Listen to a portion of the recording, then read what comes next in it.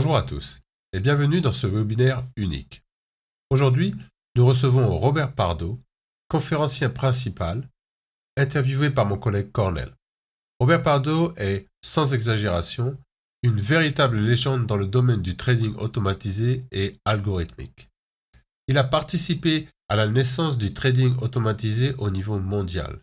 Il y a plus de 30 ans, il a vécu une expérience incroyable, développé d'innombrables stratégies de trading et révolutionné l'approche du trading par algo dans le monde entier. Il a mis au point de nombreuses méthodes d'analyse de test de la robustesse que nous utilisons aujourd'hui, avec lesquelles nous travaillons et que nous partageons dans notre cours avancé. Vous ferez bon usage de votre temps en regardant cet entretien avec une telle légende. Robert est un excellent exemple de la façon dont les stratégies automatisées fonctionnent à long terme. Il est également l'auteur de la méthode d'analyse Walk Forward. C'est la méthode que nous allons utiliser pour tester la robustness. Nous la couvrons dans un cours plus avancé car elle présente des avantages indéniables. Dans ce webinaire, il se concentrera sur la robustesse et le test de la durabilité des stratégies automatisées. Il donnera également des recommandations pour les traders débutants que vous trouverez utiles. Néanmoins, Robert est l'un de nos clients. Nous développons une version personnalisée de Stratégie Quant pour lui afin de mieux correspondre à son style de développement de stratégie. Robert aime beaucoup Stratégie Quant sur lequel nous travaillons depuis plus de 10 ans. En outre, des universités de renommée mondiale utilisent notre logiciel. Sans plus attendre, mettez-vous à l'aise et profitez de cet entretien. Hi, I'm Bob Pardo, and I'm speaking to you from the Chicago suburbs in the United States. I'd like to thank the folks at Strategy Quantax for the opportunity to talk with you folks today. And I, as some of you may know, I'm considered to be an expert in strategy development, and I'm going to give you some of the main guidelines that I use in building strategies and give you some ideas of why they're important. But before we do that, I'd like to give you a little bit of my background so you understand that I do know what I'm talking about. And in fact, I walk the walk. I don't just talk about this. So again, I'm really talking about the importance of robustness in strategy development. And I started out doing this in the early 80s as a software developer. I was one of the very first people to actually build trading strategies that actually worked with a microcomputer for the individual investor. That evolved into me doing consulting for a lot of large trading firms. Along the way, I wrote a book. The original one was called The Design and Testing of Trading Strategies. I updated it in 2008, and also I am the creator of walk forward analysis, and we used walk forward analysis to actually develop all the strategies we've ever used, and we use walk forward analysis to actually develop the strategies we're using now in our new program. So anyway, I started with the Pardo Corporation in 1980, and we built a lot of different trading programs. One of the most famous ones, probably not known now, but one of the first programs to actually let people actually build and trade trading strategies was a program called Swing Trader. We created something called the Chartist, the Advanced Chartist, and the Advanced Trader, which was very much like it was a Windows it had a window menuing, but before Windows existed, and it was a program that allowed people to actually do sophisticated graphic analysis as well as develop and test trading strategies in a fashion very, very similar to what TradeStation is now. We also had another family of products called Blast, and there were about a dozen applications in there, which were non-graphical but highly powerful, highly automatable strategy testing and development environments. And in those, we actually had we built walk forward analysis into all of them, and actually we did a walk forward analysis in a way that was more sophisticated than actually anybody is even doing it now. But that's another story. In any case, and some of those strategies actually, we wound up creating an application called XT, which was actually it was a strategy development platform plus a whole portfolio of strategies, which we leased in those days for $25,000, and we in the process of doing in the process of doing all this, I was approached by Goldman Sachs to create a customized version of Advanced Trader. That project lasted for quite some time, and we actually built them a real-time version of Advanced Trader, which actually ran in OS2, which it came and went very quickly, but it was a very good operating system. And after that project ended, I did a joint venture with Daiwa Securities of America. I had a client, the person who headed their U.S. operation was a customer of mine on the software side, and I approached him about building a multi-strategy money management program. And that project ended. They actually gave me the rights to all of the strategies that we developed, and one of those strategies actually became XT99 Diversified, which was a program we ran with Dunn Capital Management. They were a pioneer in algorithmic trading they started back in the late 80s, and I started working with them in 98. And we ran XT99 Diversified for about 12 years, and it produced real-time returns of about 19% a year annualized rate of return, with our best year actually being 142% in 2008. Interesting to note, by the way, that is one of the, I mean, certainly, I, as the creator of walk forward analysis, of course, I'm a big advocate of it as well, but it's interesting to note that the strategy that what became XT99 Diversified and that ran for 12 years with Dunn actually was built in 1993 with walk forward analysis. And the only thing that was ever changed about it was the way in which we did the walk forward analysis going forward. I originally built what became XT99 to be a faster program. Dunn wanted it to be a slower program because they trade very big size, and especially in those days before the electronic order entry, it was more difficult to trade fast. What would be considered fast now, but fast in those days, which was every day or every couple of days. It was hard to do it with a lot of money, so they slowed it down a little bit. And we actually ran a slower walk forward as opposed to the fast one that I originally developed it with, but nothing else ever changed. We never modified the strategy from 1999 to 2012 when we stopped running it, other than to update the parameters. XT99 also was cited over 35 times for top trading performance in various categories, largely by Barclay Hedge. I was also fortunate enough to actually be featured as one of the top traders in 2008 in Futures Magazine. This is the latest version of my book. The first one was written in 1991. And back in those days, it was referred to as the Black Bible. Not to sound heretical, but that's what a lot of people called it. And that in that book, I really mapped out what is now considered to be common practice in optimization, although a lot of people still don't actually do it to the same degree of thoroughness that I mapped out in my book.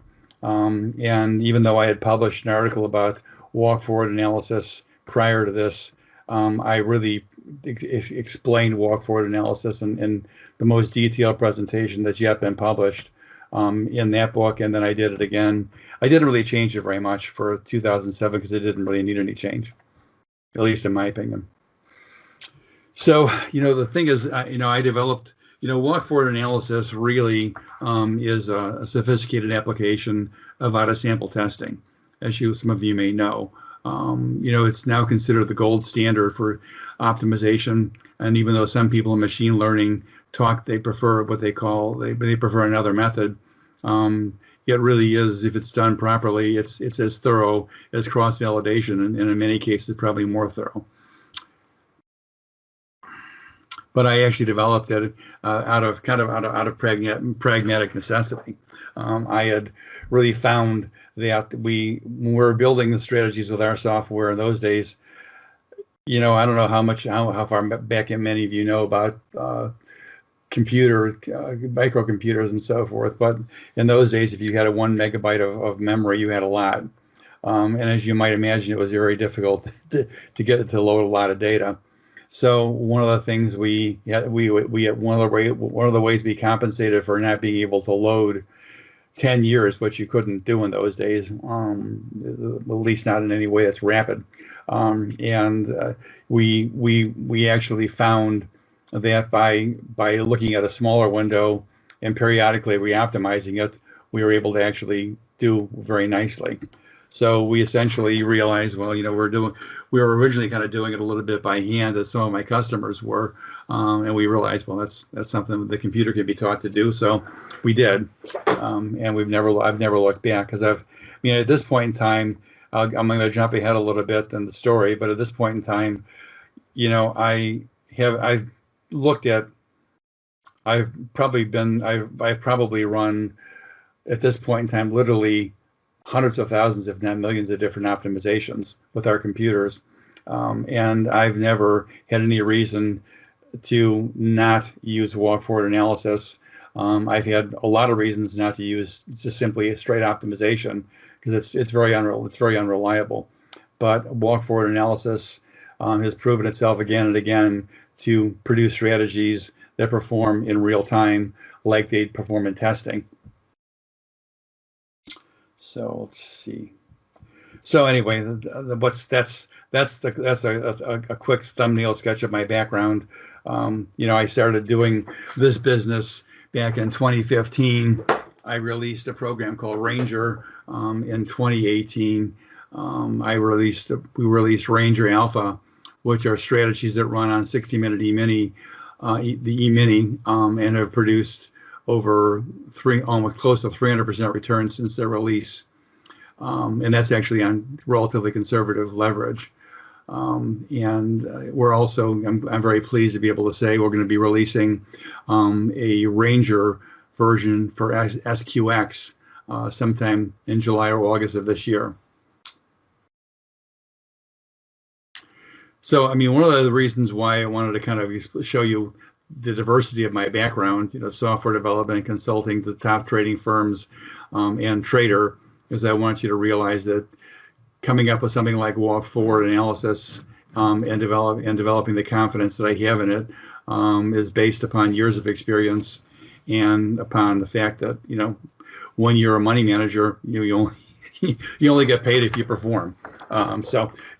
We built XT99 Diversified, as I mentioned, with it, and was maintained with walk-forward analysis throughout its life. Ranger Alpha was created and is maintained with walk-forward analysis.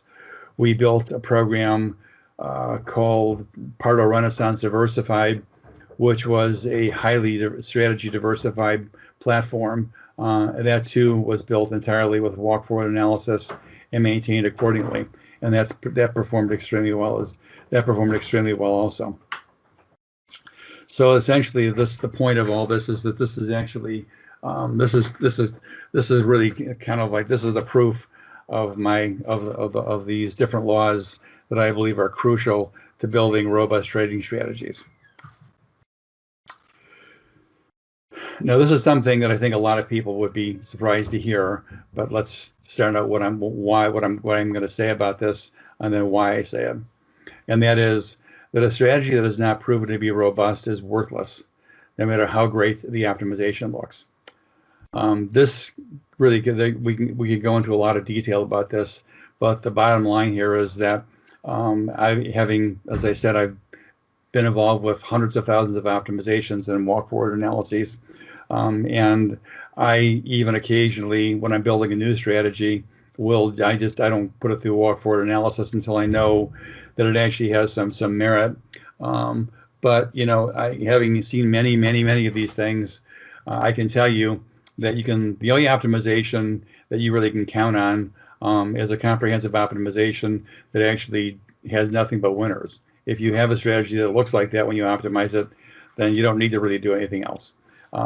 However, even if we routinely, when we were developing stuff with Ranger, we routinely have optimizations that have well more than, half, if not 2/3 of the results being, being worthwhile in optimization. But I still insist on putting it through. I still insist on putting it through the full range of our robust testing, because without that, I just don't have any confidence in it without having done that.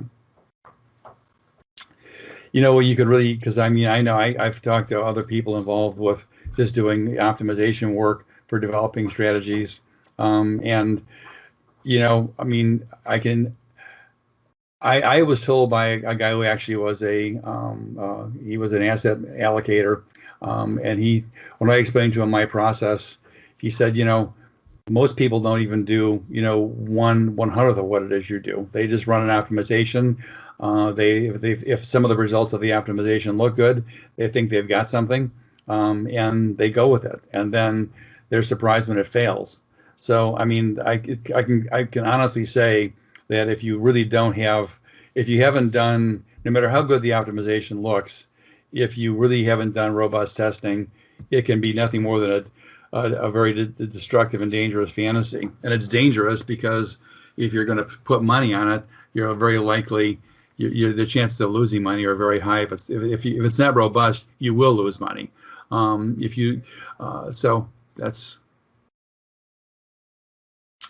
So robustness, you say, what's robustness? Robustness in this context is a little different than what people think of a robust health, for example, although it's analogous to it. But in other words, robustness really is a term we use to decide whether or not a strategy will produce real-time trading results that are in line with its testing profile. One of the things we have found with walk-forward analysis is if you do it correctly, your real-time results will very closely model your test results. So this leads me to my second law. A strategy that has been proven statistically robust will produce real-time trading results that are very much in line with its historical test profile. In other words, what you see is what you're going to get. This is, I know a lot of people think that when you do an optimization, this is what's going to happen. You're going to do an optimization, and it's going to give you results just like what you've done in testing. There's a lot of ways you can fool yourself with optimization. One of the worst of which is optimizing lots and lots and lots of parameters in a strategy.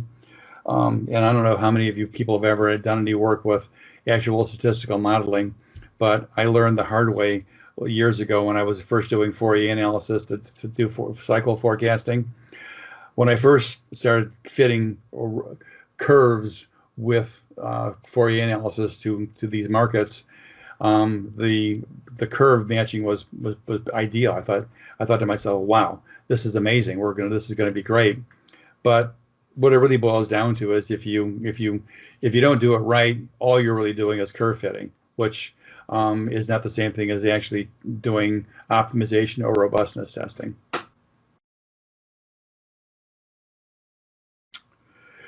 So this is the third law, and this is aside from the fact that you're actually going to have something you can have confidence that will actually perform in real time. A robust trading strategy will produce a highly accurate performance profile, which can be used to reliably quantify risk and reward. The value of this, of course, is that this performance profile can be reliably used to efficiently allocate capital. Without knowing your true risk, you really can't properly capitalize a trading account with knowledge. You can do it based on guesswork. You can do it based on the optimization results and so forth. But when you know your risk, you can quantify correctly. when you know your reward, you can compare it intelligently to other markets and to other strategies and see whether or not it really is worth putting any money on. So then, yeah, don't misunderstand me. I'm not dissing optimization. Optimization is the first step in a strategy validation. When we're doing our process, one of the first thing we do, of course, is run an optimization to see whether or not anything we've gotten there is worth looking at any further. So this gives you some idea whether or not you actually have some positive expectancy. It also tells us whether or not the performance is big enough to either look further, because I mean, when we run through our process, sometimes we see results. I have an intuitive idea of what I expect from different markets, and if it's way below that threshold, even though maybe it's profitable, it's not good enough. And also, one of the things it will also tell you is it'll give you a first look at the quality it'll give you a first look or a crude look or an estimate as to the quality of robustness in a strategy. I mean, if you're looking at 1,000 combinations in an optimization and 10 of them are profitable, even if they're highly profitable, you really have a fantasy. If you're looking at the same number of optimizations and you've got 500 or 600 of them that are profitable and nicely so, the likelihood is fairly good that it will actually be robust. However, I can tell you that alone is that's not a sufficient guarantee. So anyway, then what's wrong with optimization? Well, like I said, nothing if it's understood and used correctly. Everything is wrong with optimization if you believe it's the final word in strategy development. And everything is wrong with it if you believe that it will tell you whether or not a strategy is robust. Like I said earlier, I've looked at thousands and thousands of optimizations, and I still no reason to trust the results of an optimization by itself without any further testing. So essentially, that's why I created walk forward analysis. We were having this experience way back when of doing optimization and having things not go very well going forward. So we actually did what a lot of people did in real life, which is to walk it forward. And one of the most important things to recognize about walk forward analysis is that if you're looking at a walk forward analysis over a 10-year time period, it's important to understand that if it's a walk forward analysis, you're only seeing out of sample trading results. You're not seeing any in sample trading results. And one of the things we've also found is, one reason why just some people diss walk forward testing because they think a walk forward test is simply one optimization and one out of sample test. Well, that is one walk forward, and I can tell you from based on experience that one walk forward can be as big a fluke as an optimization. That's why it's important to do as many walk forwards as possible in your data. And one of the things we have done as time has gone on is we've gone down to faster time frames and to longer walk forward analyses where we don't just have 3 or 4 or 5 or maybe even. I personally feel if you have fewer than 10 walk forwards in a walk forward analysis, it can be suspicious. It's possible, but it's way better to have a walk forward analysis that has 20 or 30 or even more walk forwards in it. So the solution really, I would tell anybody who wants to get involved with trading algorithmically that you have to do a walk forward analysis or some kind of equivalent robustness testing. And I personally don't know if one is good as if not better than walk forward analysis. But in any case, some of the solutions are, you can use Ranger. We use walk forward analysis to create strategies with it. Ranger Maker, which is an add-on for Ranger, actually automates much of this testing process. Walk forward analysis can be done very nicely and very rapidly in SQ Strategy QuantX.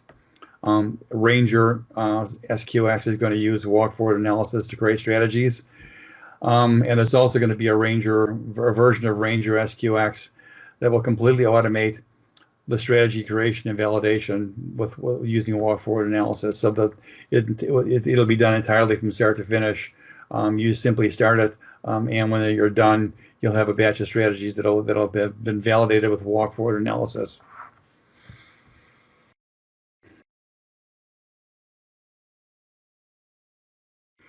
Okay, so if anybody wants to get in touch with me, this is how you do it. Best way to do it is to send me an email. I'm usually pretty prompt about answering them, but I am often really email's best. Let's put it that way. Okay, so there were some questions. So number one, the optimization profile. Yes, I did create that back in, I created that back in, or actually our first software, and talked about it in my book.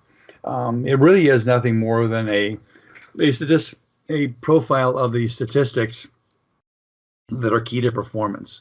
The idea is to actually figure out whether or not you, when you've actually had a problem with it, if you're having a drawdown, are you within the performance profile or not?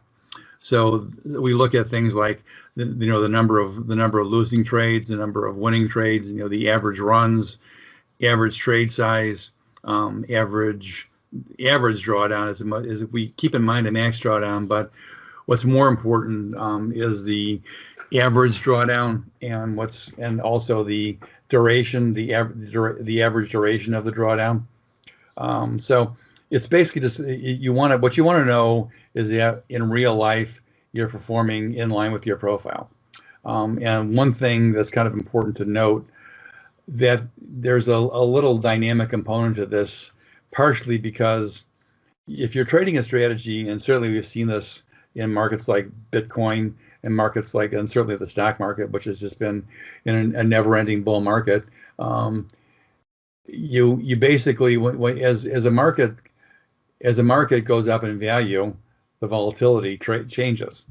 So if let's say your volatility actually doubled in a year from what it was in your test profile, you kind of expect, experience has shown that you generally expect that if volatility doubles, your risk and your reward may well double. So if your average drawdown, say, was $10,000, and that was based on volatility A, and then we're at volatility B, which is twice volatility A, it might not be a real surprise if your drawdowns go up to like $15,000 or $20,000. But in line with that, it's important to note that if your drawdown is going to go up, your performance also had better go up. If it doesn't, let's say, for example, this is how the profile would actually help you. If your drawdown volatility doubled, your drawdown went to doubled, but your performance halved, that's telling you something's wrong. Are there any other techniques besides walk forward analysis that can be used to test the strategy robustness? Well, I know that some people use other methods. The one that I have the greatest amount of respect for here at this point in time would be cross-validation, which is very similar to doing a number of walk forwards. But I'm not aware of any, and I'm not. I personally am very confident in walk forward analysis. So I'm kind of the school that if it ain't broke, don't fix it. How long does a profitable strategy usually last? Well, I think I pointed out earlier in the presentation that that the strategy we ran in XT99 was actually built in 1993. We started trading it in a version of it in 1999. Never changed. We never changed the strategy at all in all that time. We only changed the parameters, and we would do a little mixing of the basket, but that's a different story. And in fact, these same strategies are still working very nicely now. So, in general, I mean, so that how long is that? Is that like, that's more than, it's about 20, 27, 28 years. So I personally think that a profitable strategy. Question to this one. I'm sorry? Yeah, if may I have additional question to this one? Sure. Yeah, because many people say like that like markets are changing and there are like new like Bitcoin and other assets that like life period of strategies are shorter and you need to adapt them more often. Do you see it from your point of view, from experience, or rather you simply, once you develop very robust strategy, then it can last for years? I think ultimately, yes, markets do change, volatility changes, trends change. The simple truth is one of the other great benefits of walk forward analysis, and one of the things that we didn't talk about, is that walk forward analysis, and probably one of its best benefits, it's adaptive. So your parameters will change in response to changes in regime, in response to changes in trend, in response to changes in volatility. That's one of the great big advantages of it. So I mean, we have, we have, part of the thing is, I've been an advocate of having multiple strategies, and we are fortunate to have, we're fortunate to have hundreds of strategies that are profitable. So one of the things that's a great opportunity. That's one of the reasons why I'm a big advocate of something like Ranger and SQX, is that I think it's a wise idea to have as many strategies as you possibly can have, because even if a strategy is profitable, it can have a drawdown when some other strategy is doing extremely well. So there's not a really, I don't think you really can say there's a hard and fast rule about this. But I think if somebody tells you that a strategy is going to last you for 2 or 3 years, then you have to throw it away. I think you really haven't built a very good strategy. That would be my take on the whole thing. Thank you. Does that answer your question? Yeah, it was perfect. Thank you. Sure. Well, this is how often you recommend reoptimizations of the strategy parameters. Well, that's about as easy as it can possibly be. That's dictated by the walk forward analysis. So all of our stuff has a calendar when you have to reoptimize it, and you just simply go by the walk forward analysis you've chosen. I don't think you can say. I know in truth, with XT99, because Dunn thought it was an interesting idea, we would do the reoptimizations once a year. So we actually wound up doing essentially a 10 by 1 a 10 year by 1 year walk forward analysis. And so I know that in fact people have done, they have the bad habit of when they get into a drawdown, they don't like having the drawdown, because who does? But the simple truth is they're going to have the best will have drawdowns. The question is, how deep, how long, and is it in line? But some people just kind of say, okay, well, I'm having a drawdown. It doesn't work anymore. Let's just throw it away. And then guess what? It starts to perform nicely again. Or they just kind of arbitrarily do an reoptimization when they don't like the way it's performing. We're very religious about this. We do just what the walk forward analysis dictates. So if it's a 6 month by 2 month window, that's what we do. Every 2 months we do it. Now, one of the things that we don't do is I learned a long time ago, you really don't want a walk forward analysis to work on calendars. So for example, you don't want all your strategies and all your markets to be running, let's say, for example, a 12 month by 3 month happening on the same day in the same month. There's you wind up building into it the calendar bias because there are cycles and there are calendar cycles. So I like to have optimization. We like to our walk forwards. A lot of them start like the next window will start like June 23rd, and we have to re-optimize it, and then the next optimization is going to be sometime in August 7th or something like that. I think it's very good not to have it on the calendar. I think you have to really be strict about it, and just do your re-optimizations based on the walk forward analysis. If you don't do a walk forward analysis, then I can't tell you. I can't help you here. Well, what is the main sign that a strategy has stopped working and not just going through a regular drawdown? Well, this is actually, again, this is actually like we talked about with the optimization profile, and looking at the average drawdown. The only thing you really can do is trust the numbers. So if you're basically in line with the key metrics, average trade, and by the way, not just a fixed number, but the average trade plus or minus like 1 standard deviation, the average drawdown plus or minus 1 standard deviation. Same thing with the runs and so forth. If you're having, like I said before, if you're having, let's say we go back to our example where the volatility is doubled, and we have a drawdown that's in proportion to the volatility increase based on our stat profile, but the performance has actually really shrunk. You have to look for anything, you have to look for any kind of sign that a strategy is basically misbehaving and the key performance metrics, and that's really the only way that you can do it. But one of the things that people I think don't really understand about this whole thing is that ultimately, if a market, any strategy is going to be basically beholden to the market.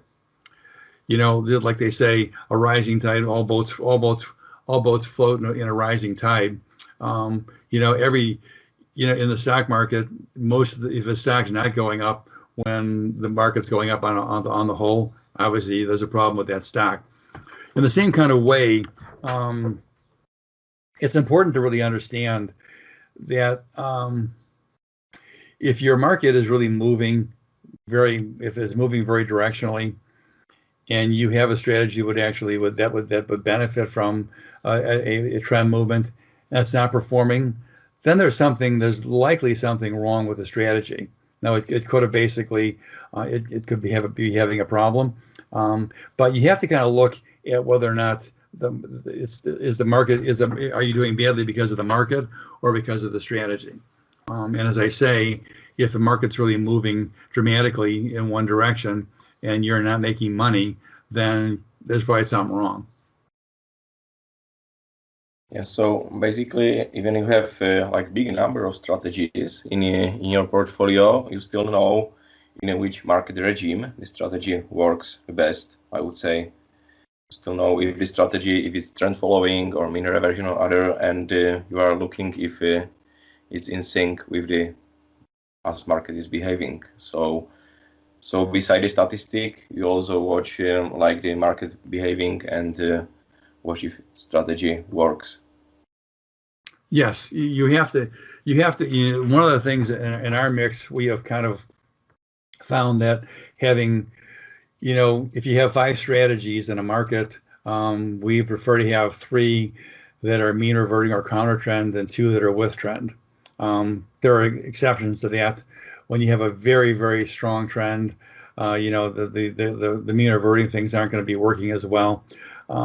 But it's important to understand the proper weather for your strategy, and if the weather is good for if it's weather appropriate for your strategy and it's not performing, then there's a problem.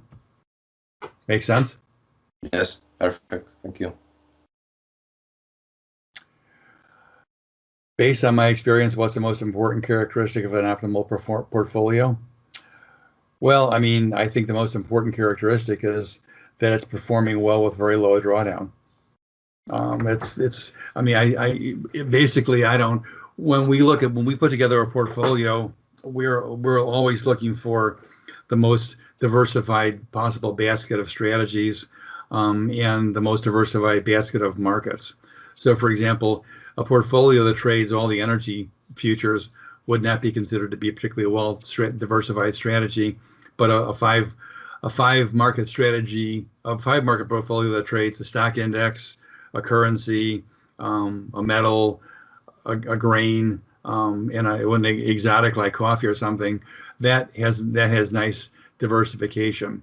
If you want to have 5 strategies for each market in your portfolio, we have that more. You don't really want to have 5 with trend strategies, unless somehow the with trend strategies are so different that they're really not terribly correlated. You really want to, like in Ranger, for example, we routinely look for, we call it a trio. We want a with trend, a counter trend, and a trend neutral.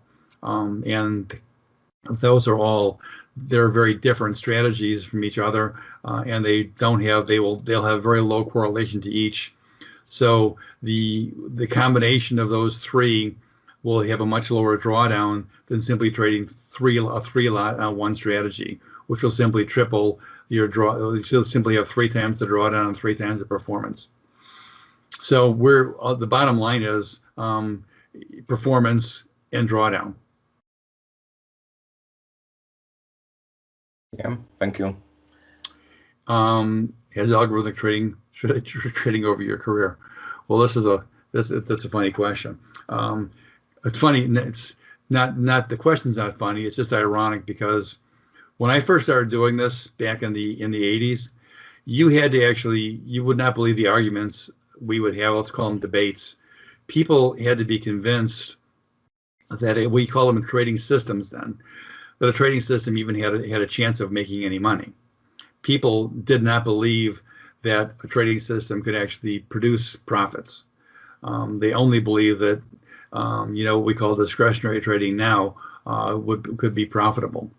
So I think the first big, and now the irony I find is that in some worlds, people don't really believe that a discretionary trader can make any money, and they only believe that algos can make money. And the truth, of course, is in the middle of all that.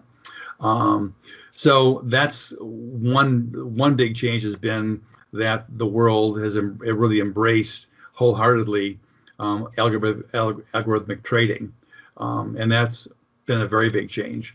And it's not a coincidence that it happened along with the rise of computing power. The other thing that, of course, has really changed is that most amateur traders don't do this, but the high-speed trading has really become a huge factor in trading. People largely.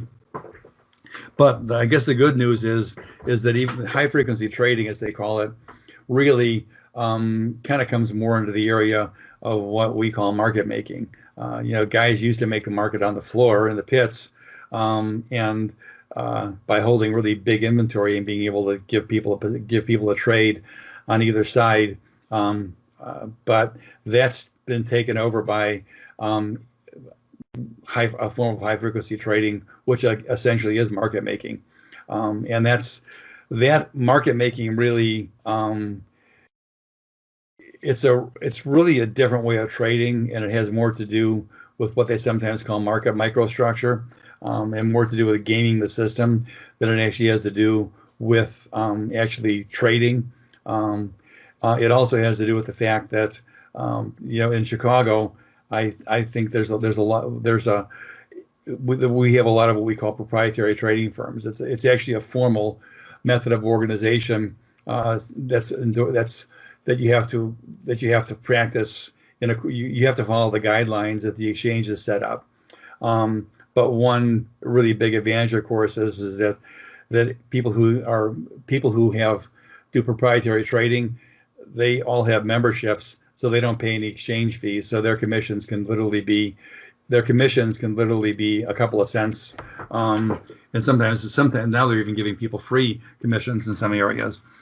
So that's, and also with the prop trading firms, they are able to use leverage in ways that the average individual can't. So, hedge funds who trade stocks all use leverage, because the hedge funds leverage stocks usually about 10 to 1, which is approximately similar to the leverage which is native to trading futures. However, with a prop trading firm, you can add leverage on top of that. So not only do you have the leverage of then it gets more like at Forex. Not only do you have the leverage of the 10 to 1, say, in futures, but if you're leveraging it 4 times, then you're actually leveraging 40 times. You have 40 times on the asset value. So some of these things have really been the changes. But the simple truth is, people like to think that because of computers and high frequency trading and because of artificial intelligence and so forth, that the game has really changed and people can't really make any money anymore if they don't have all access to all these things. Well, that's just not true. So that's the good news. And I actually have a presentation about this. But the good news is that markets still will have trends. As long as you have trends, you can make money. So it's just a matter of actually figuring out what it is you're doing, and not trying to do something that actually is out of your reach. I mean, you're not going to compete with the high frequency traders. Spend tons and tons of money on really, really, really fast computers, and they spend a lot of money on their clearing costs and so forth. And you're not gonna beat these guys unless you actually can outspend them and beat them at their own game. So you don't try. You have to do what still works for you. And ultimately, if you can't come up with a strategy that works within your risk guidelines, then I suppose you have to look to be doing something different. But ultimately, there have been a lot of changes, but the markets are still the markets. They still move. Some markets are hot, some markets are not. Those rules they're still in place, and the AI has still not gotten anywhere near what it will eventually become. And that's, of course, that'll be a different story when that actually comes into play.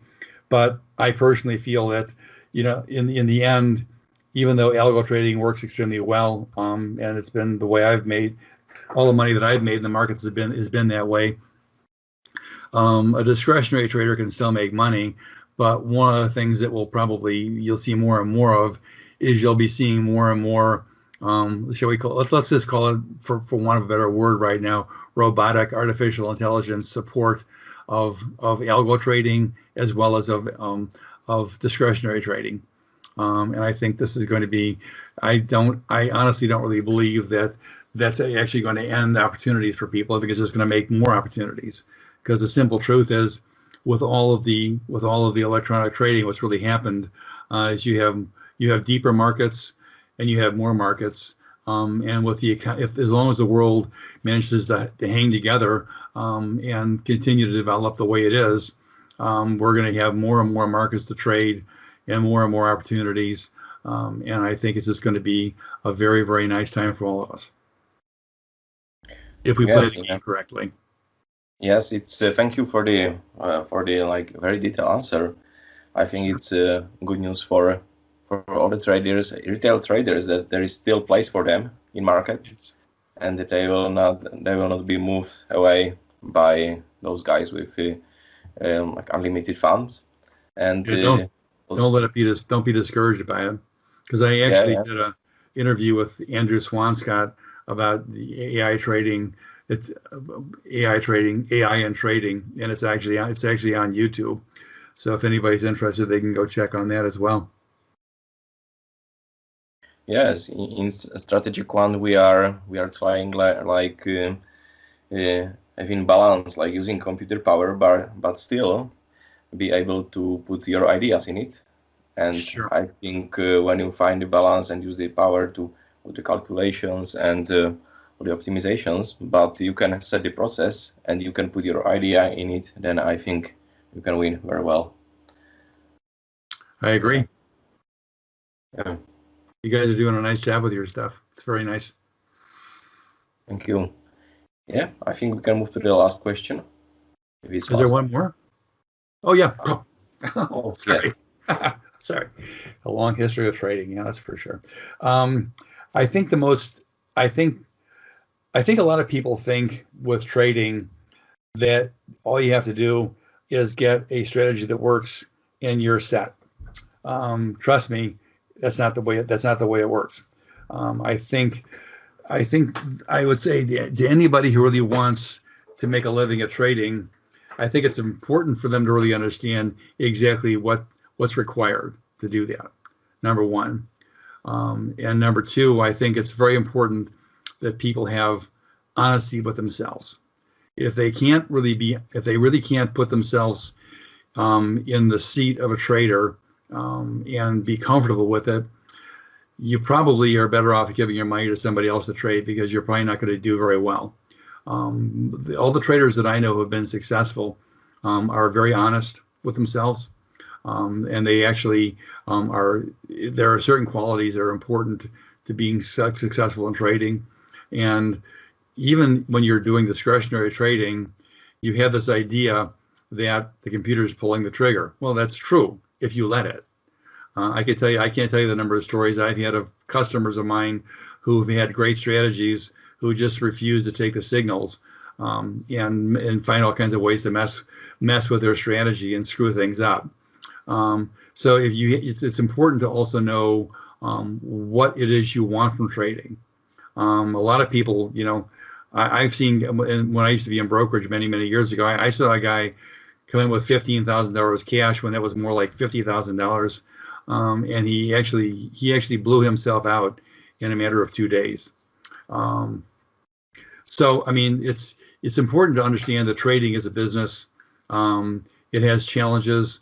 It's gonna, in all likelihood, I don't know that anybody's ever going to go through trading for any length of time and not get whacked. I mean, I remember years ago when I was working, when we're running XT99. And the first Gulf War went hot. We were actually, in that month, we were up about 15%. That day it went hot, we lost 11%.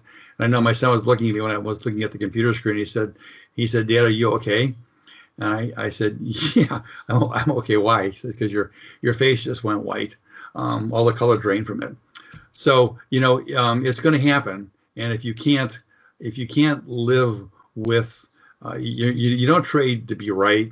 You don't trade for thrills. You don't trade to gamble. You trade to make money, and it's a business, and you have to run it like a business, and you have to be able to have the self-integrity to know you can run it like a business. And then, of course, the next most important thing is if you have that, that's the most important. That's, I think, maybe the most important thing, because if you have that, you can also apply that to building strategies. And the other equally important thing then is to make sure you have strategies that are robust, and then to make sure you have the strategies integrated into a portfolio that you can afford to trade. And a portfolio that has enough money in it so you can withstand the drawdown and come back to keep on trading. And this is what I would say to anybody. It's a lot of people think it's a very tough business. Most people who enter it, like in most businesses, don't succeed at it.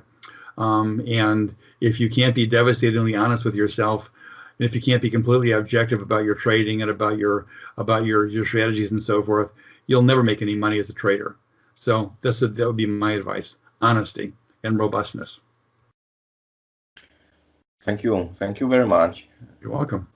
For giving us your time and sharing your experience. I really appreciate it. And from my experience, many our customers from Strategy Quant are asking those questions, because it's always like their great strategy, and then strategy has drawdown, and they need to deal with it. So I think they will it will be really interesting for them to see all this problematic and this area from someone who has this long-term experience and go through the numerous those crises, drawdowns, everything, and finally survived and can give some truth and some advices. So again, thank you very much for your time. My pleasure. I hope it helps. And thank you for the opportunity. J'espère que vous avez bien apprécié cet entretien et que vous avez retiré des idées intéressantes qui élargiront vos connaissances. Nous ne rencontrerons que très rarement des traders accomplis comme Robert. N'oubliez pas que le cours se termine la semaine prochaine et que si vous souhaitez nous envoyer vos stratégies, vous avez jusqu'à minuit pour nous laisser le temps de les examiner avant notre dernier webinaire où nous les passerons en revue.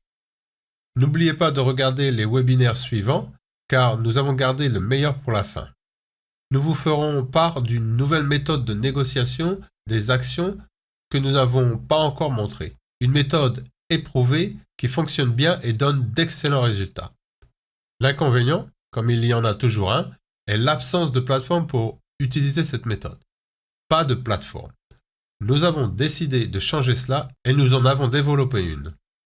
Nous couvrirons à la fois la méthode et notre prochaine plateforme de trading lors de nos prochains webinaires. Alors restez à l'écoute et appuyez sur la cloche ci-dessous pour être notifié.